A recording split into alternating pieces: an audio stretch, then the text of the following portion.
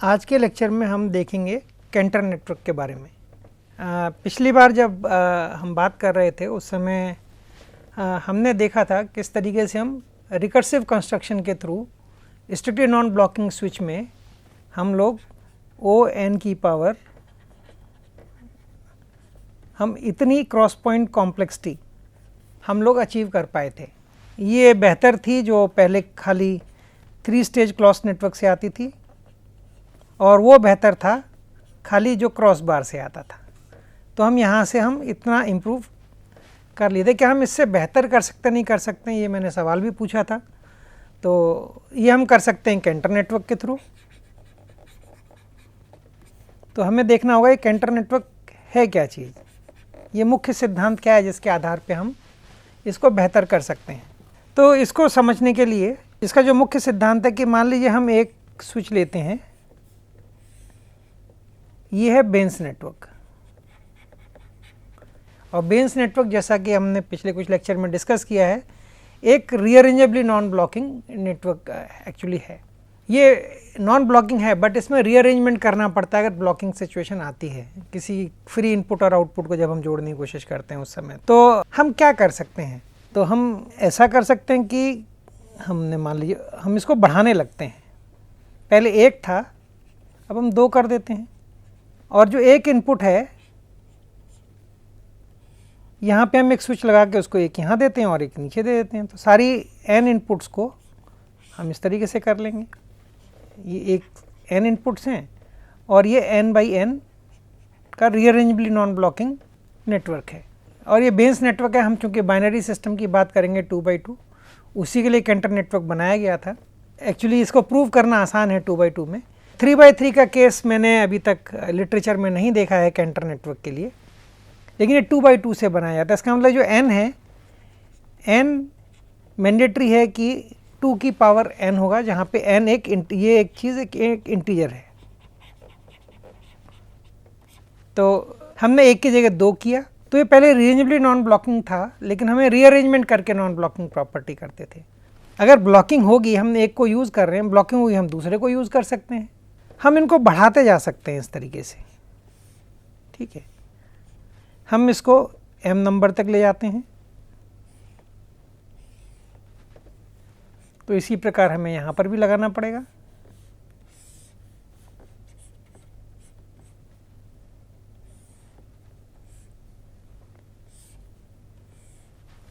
तो ये बेसिकली हमारा कैंटर नेटवर्क है। लेकिन इसमें सबसे खास बात क्या है, ये जैसे जैसे हम बढ़ाते जाएंगे, किसी एक वैल्यू जो m की वैल्यू के बाद ये स्विच स्ट्रिक्टली नॉन ब्लॉकिंग हो जाना चाहिए। क्योंकि हम अगर इसको बहुत ज़्यादा कर दें, इनफाइनाइट कर दें, तो मैं हमेशा कोई ना कोई मेरे को स्विच मिल जाएगा जिसके थ्रू मैं पाथ सेट कर सकता हूँ, अगर ब्लॉकिंग है भी किसी में। तो हमें ये पता करना है कि m की किस वैल्यू पे ये स्ट्रिक्टली नॉन ब्लॉकिंग होता है। खाली सवाल ये है। तो हम इस तरीके से एक स्ट्रिक्टली नॉन ब्लॉकिंग स्विच बना सकते हैं रीअरेंजेबली नॉन ब्लॉकिंग कॉन्फ़िगरेशन को लेकर। लेकिन सवाल जो है कि m की वैल्यू क्या होनी चाहिए कि ये स्ट्रिक्टली नॉन ब्लॉकिंग हो जाए, ये सवाल खाली रह जाता है। इसका जवाब है कि ये होना चाहिए log 2 ऑफ n के बराबर। और ये जो स्विच है ये बेंस नेटवर्क है, सारे 2x2 स्विचिंग एलिमेंट से बनाते हैं। अब इसको प्रूव करना है हमें, तो हम आज इसी प्रूफ की बात करेंगे। और जब इस वैल्यू के ऊपर ये चीज़ स्ट्रिक्टली नॉन ब्लॉकिंग हो जाती है, तो मेरे को टोटल कितने क्रॉस पॉइंट चाहिए होंगे हम ये कैलकुलेट कर सकते हैं। तो प्रूफ हम इसके बाद देखते हैं। इससे पहले हम क्रॉस पॉइंट निकाल सकते हैं। अगर ये सत्य है, तो ये मान लिया जाए सत्य है, तो कितने क्रॉस पॉइंट होंगे। तो वो निकालने के लिए यहाँ पर हम एक इनपुट ले रहे हैं और इसको m आउटपुट्स में डिवाइड कर रहे हैं। यहाँ पे m इनपुट्स ले रहे हैं और 1 में डिवाइड कर रहे हैं। तो ये बेसिकली ये तो इस तरीके का स्विच हुआ।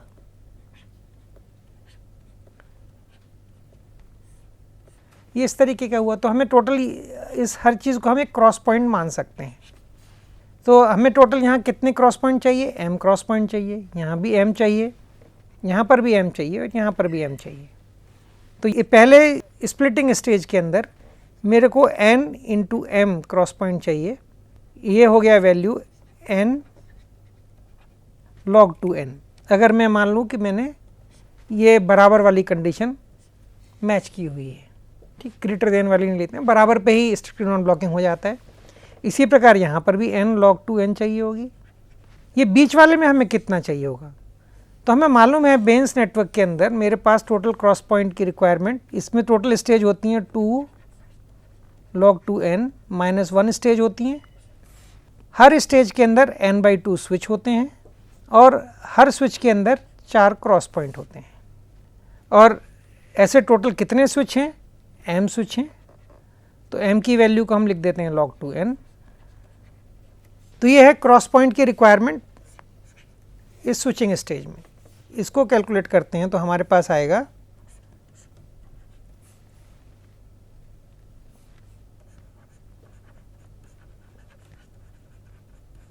4n log 2n square minus 2n log 2n, और इन दोनों को जोड़ देते हैं।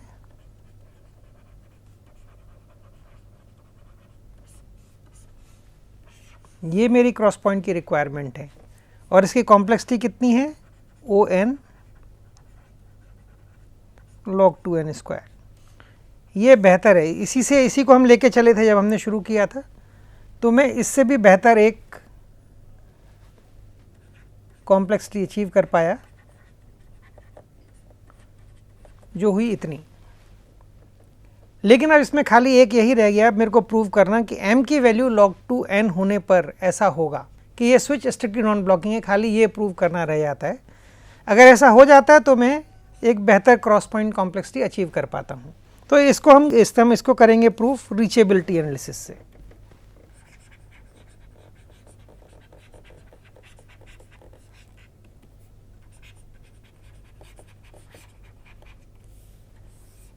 तो रीचेबिलिटी एनालिसिस हम कैसे करेंगे इसको देखते हैं।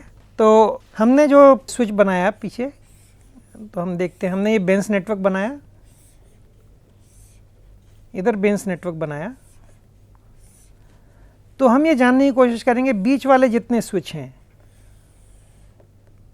वर्स्ट केस के अंदर मैं एक इनपुट लेता हूं जो कि फ्री है, ये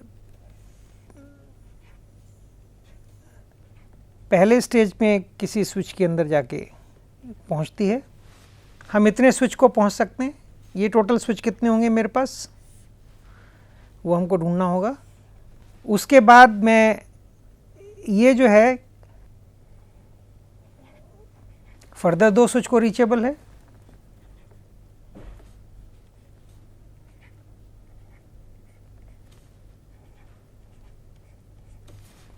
लेकिन ये स्विच में एक दूसरा पोर्ट भी है, वो किसी और स्विच से आया होगा। वर्स्ट केस में इनमें से कोई एक पाथ वो ऑक्यूपाइड होगा। तो हम ये पता करेंगे यहाँ पे जो बीच में स्विच हैं हमारे पास, इनमें से कितने स्विच को ये जो फ्री इनपुट है रीच कर सकती है, कितने फ्री पोर्ट्स हैं। इसी प्रकार हम जिस आउटपुट पोर्ट को कनेक्ट करना चाहते हैं उसको भी यहाँ देखेंगे कितने रीचेबिलिटी है। अगर यहाँ पे जो टोटल नंबर ऑफ स्विच हैं, टोटल नंबर ऑफ स्विच जो मिडिल स्टेज में है, उन स्विचेस को हम एक जो नंबर ऑफ स्विच हैं जो मिडिल स्टेज में,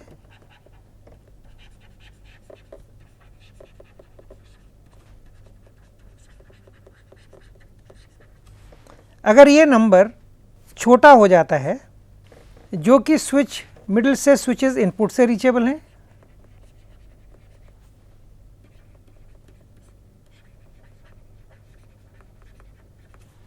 और जो आउटपुट से रीचेबल हैं,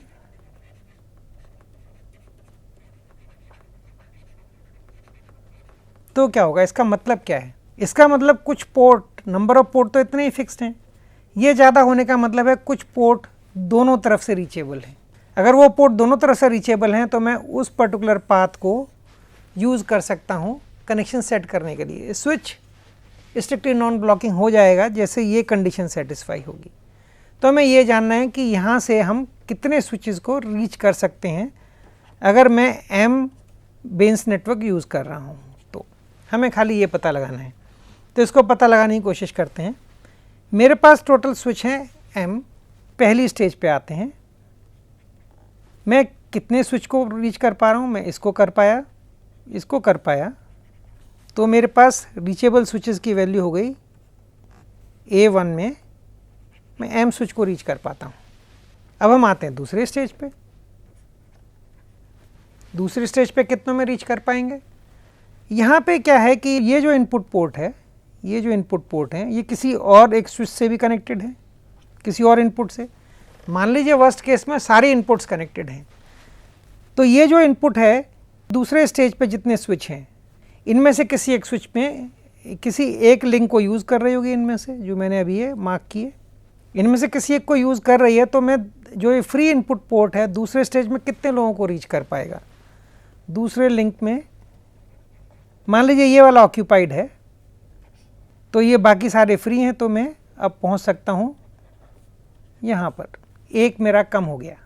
सो मैं A2 की वैल्यू अब आ जाएगी। इस दूसरे स्टेज पे जो रीचेबिलिटी है वो होगी ट्वाइस ऑफ A1 -1। ठीक, अब हम तीसरे स्टेज की बात करते हैं। तो ये फर्दर 2 में जाएंगे।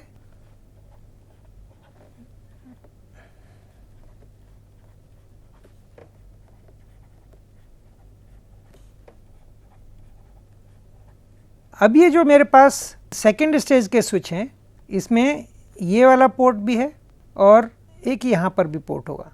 तो इसका तो हम आगे देख ही नहीं रहे हैं, हम इसको देखते हैं। तो इसी प्रकार ये जो तीसरे स्विच हैं, इनमें यहाँ पर भी एक फ्री पोर्ट है, ये किसी और से कनेक्टेड होगा। ठीक है, लेकिन ये सारे के सारे जो अब हैं ये इस तरीके से कनेक्टेड होता है।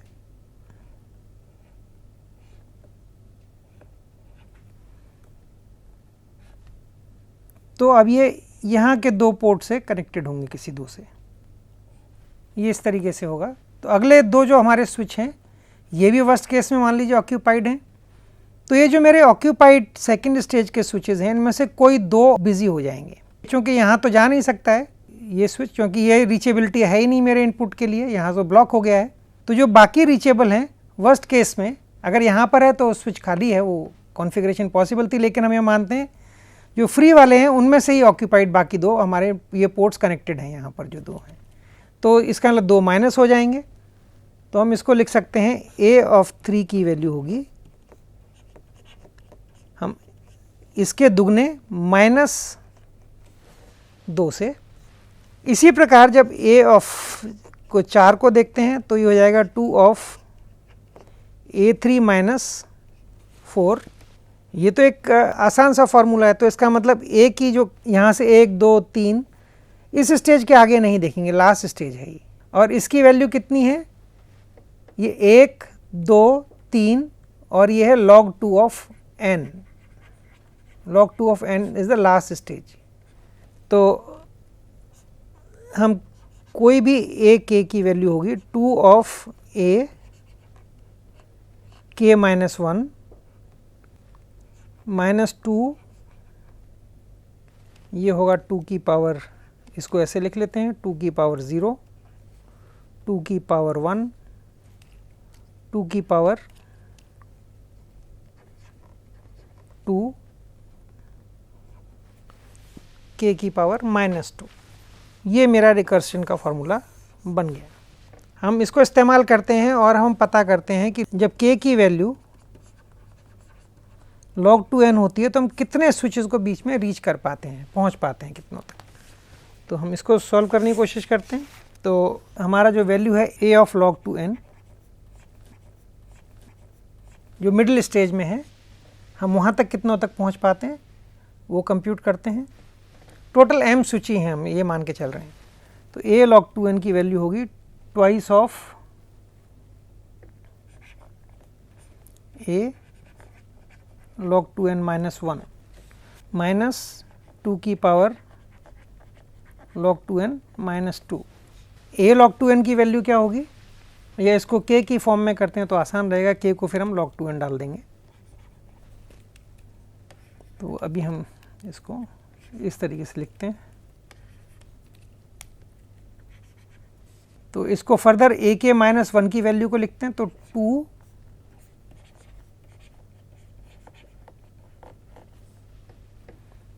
A k -2 2 की पावर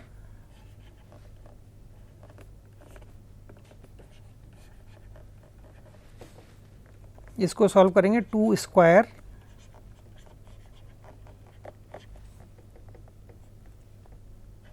टू की पावर k माइनस 2 माइनस 2 की पावर k माइनस 2, ये आ गया 2 square a of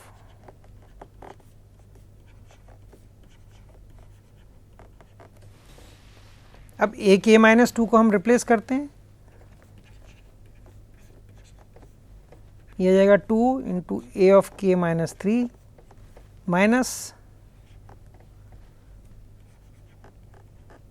k minus 4 minus 2 dot 2k minus 2।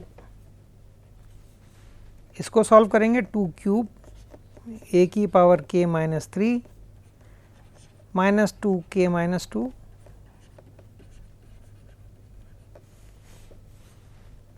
ये बन गया 2 क्यूब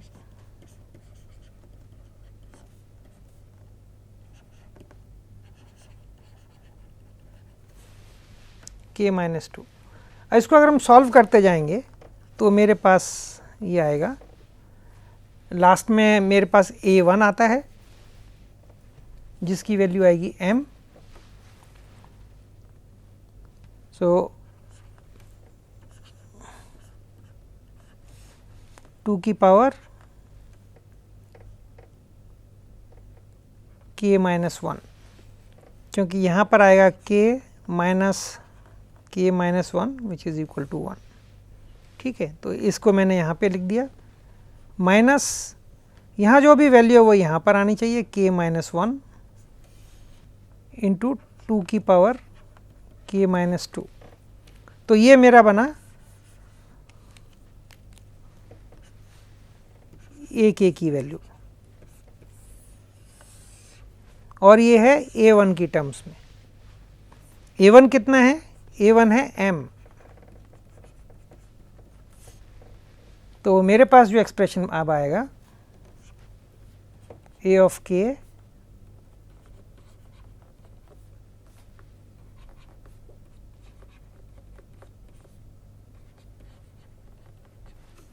तो ये हमारा हुआ रीचेबिलिटी। तो मैं k, अगर k की वैल्यू log 2n रखते हैं, जो मिडिल स्टेज है, क्योंकि जब हम बेंस नेटवर्क की बात कर रहे हैं हम मिडिल स्टेज की रीचेबिलिटी की बात कर रहे हैं। मिडिल स्टेज है log 2n। अभी m की वैल्यू हमने नहीं निकाली है, k की वैल्यू log 2n करेंगे तो मेरे पास आ जाएगा a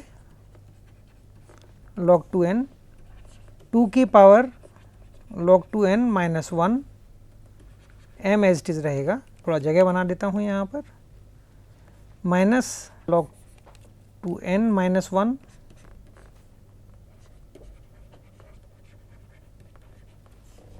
तो ये बन गया मेरे पास। इसको हम सॉल्व कर लेते हैं। 2 log 2n की वैल्यू हो जाती है n by 2 into m minus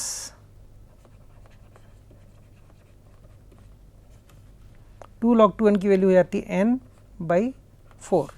so ये मेरे पास इनपुट से हम इतने नोड्स को रीच कर सकते हैं मिडिल स्टेज में। अगर मेरे पास m बेंस नेटवर्क को मैं रिपीट कर रहा हूँ कैंटर नेटवर्क के अंदर, तो जो इनपुट साइड से हो रहा है वही आउटपुट से भी रीचेबिलिटी होगी, क्योंकि ये सिमेट्रिक स्विच है। तो इसका मतलब इस स्विच को स्ट्रिक्टली नॉन ब्लॉकिंग होने के लिए जो मैंने पहले लॉजिक दिया था, twice of a log 2m a log 2n, ये हुआ इस पूरे स्विच में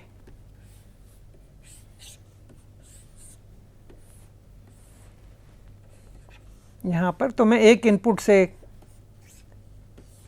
कितने मिडिल स्टेज स्विच को रीच कर पाता हूँ इनपुट से और कितने को कर पाता हूँ आउटपुट से, ये इसके बराबर हुआ। ये वैल्यू अगर जो मेरे पास बीच में स्विच कितने अवेलेबल हैं m इंटू n बाई 2, इतने स्विच अवेलेबल हैं बीच में, m स्टेजेस हैं।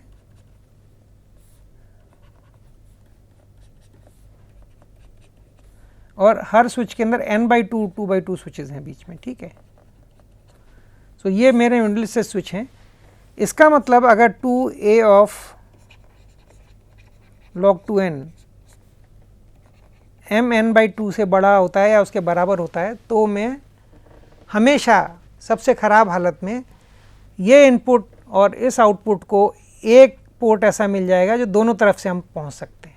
कैसी भी अवस्था हो, कोई रीअरेंजमेंट नहीं करना है, और हम उसको उस पाथ को यूज़ कर सकते हैं कनेक्शन सेट करने के लिए। ये इस कंडीशन में होगा। इसको सॉल्व कर लेते हैं। नहीं, ये बड़ा होना चाहिए, बराबर होने पे नहीं होगा। बराबर होने पे पॉसिबल है सारे ही ख़त्म हो जाएं, ठीक है। इससे ज़्यादा होने पे एक कोई ना कोई कॉमन होगा जो दोनों तरफ से पहुंच सकता है, बड़ा है तो। ये बराबर नहीं लिखेंगे। इसको सॉल्व करते हैं तो पीछे देखते हैं a log 2n की वैल्यू क्या थी।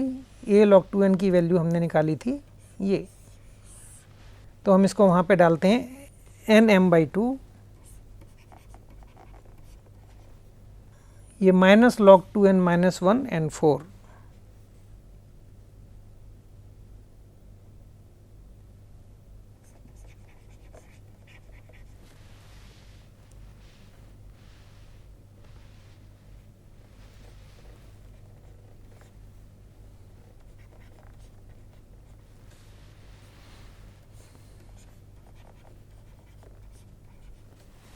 तो हम यहाँ से इस 2 से इसको कैंसिल कर देते हैं और यहाँ पे आ जाएगा 2।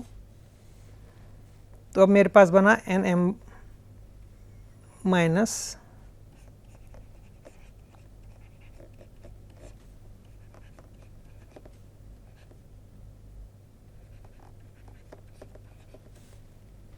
तो इसको फर्दर सॉल्व करेंगे तो ये आ जाएगा nm/2 has to be greater then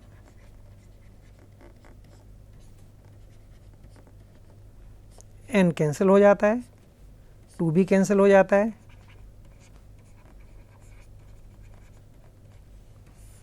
ये कंडीशन है जब स्विच स्ट्रिक्टली नॉन ब्लॉकिंग होगा। तो हम इसको थोड़ा बदल के लिख सकते हैं। अब बराबर लगा देते हैं तो हमें 1 की ज़रूरत नहीं है। m चूँकि इंटीजर है, ये 1 2 3 करके वैल्यू ले सकता है, तो ये सत्य है। जब भी ऐसा होगा स्विच स्ट्रिक्टली नॉन ब्लॉकिंग है।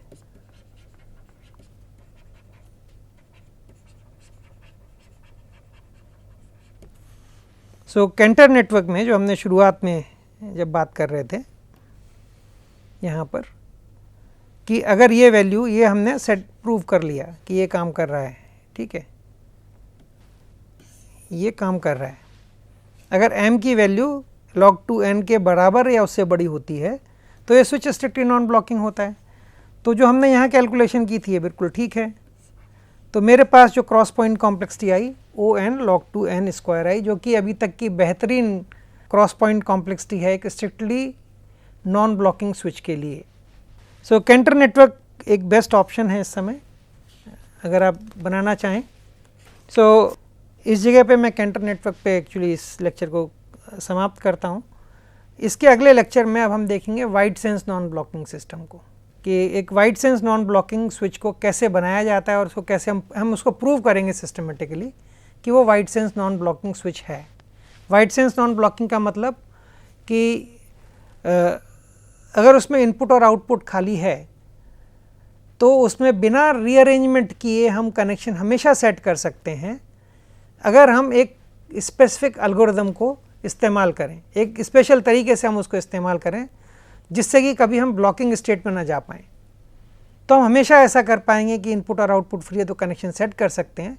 वो स्ट्रिक्टली नॉन ब्लॉकिंग नहीं है, उसमें ऐसी स्टेट पॉसिबल है कि ब्लॉकिंग हो जाए, लेकिन हम स्विच को इस्तेमाल करते वक्त एक तरीके को इस्तेमाल करेंगे जिससे कि हम स्विच की ब्लॉकिंग स्टेट में कभी ना जाएं। तो खाली उस इस्तेमाल के तरीके से हम स्विच को बेहतर तरीके से यूज़ कर पाएंगे, उसमें कभी ब्लॉकिंग नहीं होगी। तो अगले लेक्चर में हम इसको हम बोलते हैं wide sense non blocking switch, wide sense non blocking switch के प्रूफ को देखेंगे।